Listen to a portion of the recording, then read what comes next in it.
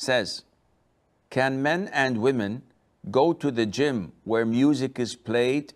And what is the dress code a woman must observe while gymming in front of other women? So this question is divided into two questions. The first one is, what is the ruling in going to a gym that has music? We know that listening to music is prohibited in Islam.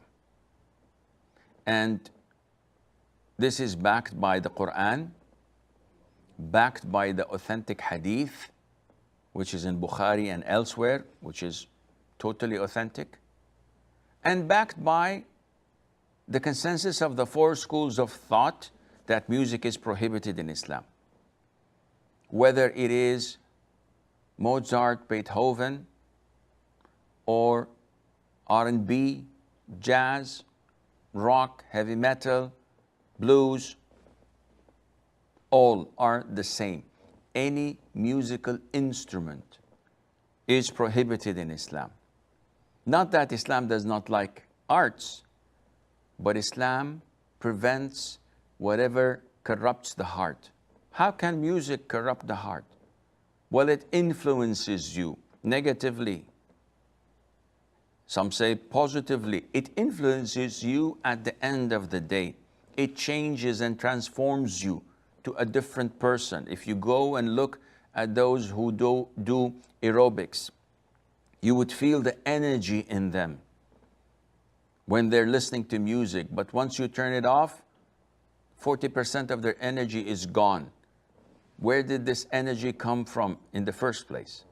Why is it that a person listening to soft music drives slowly, a sentimental song, drives slowly in a highway, while when driving within city range, inside residential areas, he drives like a maniac when listening to a fast-paced music type, because it changes a person.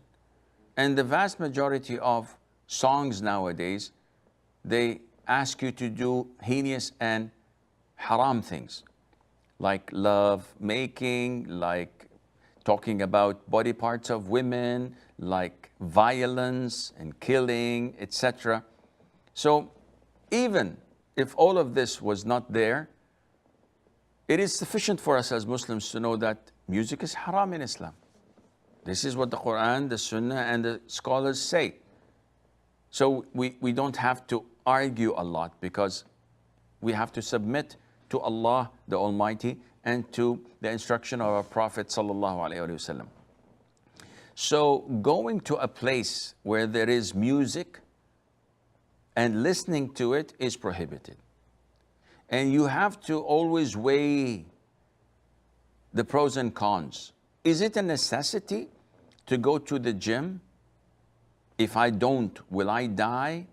Or is it something that is complementary, something that has an added value, which I can do elsewhere? Of course, you can do elsewhere.